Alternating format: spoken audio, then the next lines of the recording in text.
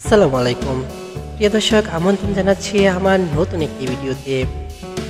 প্রিয় দর্শক, আজকে আপনাদেরকে আমি দেখাতে চলেছি বাংলাদেশের অন্যতম পর্যটক স্থান বান্দরবনের নীলগিরি যাওয়ার রাস্তা,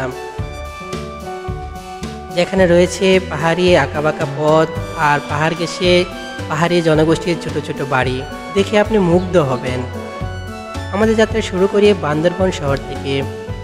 বান্দরবন শহর থেকে নীলগিরি দূরত্ব প্রায় 46 কিলোমিটার।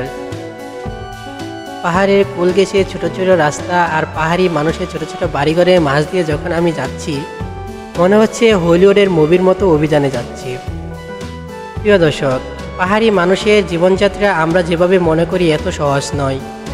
তাদের জীবনের প্রতিটা মুহূর্ত যদি উপভোগ করতে চান, তাহলে আপনাকে আসতে হবে এই পাহাড়ে, যেখানে প্রতিটি পাহাড়ি মানুষের সকাল আসে এক একটি নতুন প্রাণ নিয়ে। সকাল থেকে শুরু হয় বেঁচে থাকার জন্য এই পাহাড় থেকে ওই পাহাড়ে চষে বেড়ানো। এখানে সবাই যেন এক একজন রাজা ও রানী। বৃদ্ধ থেকে শুরু করে ছোটরাও ঘুরে বেড়াচ্ছে এই পাহাড় থেকে ওই পাহাড়ে চড়াই।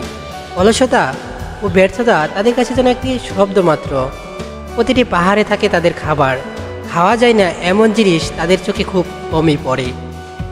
সাপ, ব্যাঙ, কচ্ছপ, কলা গাছ, সব জিনিসে তাদের খাদ্য তালিকা সাজানো থাকে। পাহাড় যেন তাদের জন্য আশীর্বাদ। পাহাড়ের গিরিখাত আর পাহাড়ের গায়ের জুম তাদেরকে দিয়েছে এক অফুরন্ত খাদ্য ভাণ্ডার।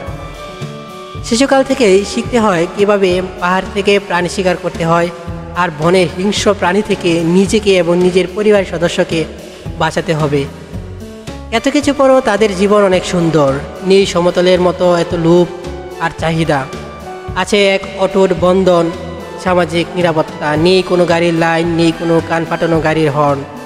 সন্ধ্যা হলে স্নিগ্ধ বাতাসে আলুর ছোঁয়ায় ঘুমিয়ে যায় সবাই। আসলে তাদের এই সংগ্রামী জীবনের কথা এভাবে বলে আপনাকে বোঝানোর সুযোগ নেই। আপনি যদি একটু সময় পান, তাহলে আসতে পারেন এই পাহাড়ি জনপদে। তাদের রয়েছে ছোট ছোট বাজার, যে বাজারের তাদেরই উৎপাদিত বিভিন্ন শাকসবজি, টাটকা শাকসবজি নিয়ে আসে এই বাজারে। ক্রেতাও তারাই বিক্রি করে, তারাই ক্রেতা। কি অপরূপ এক অটুট বন্ধন।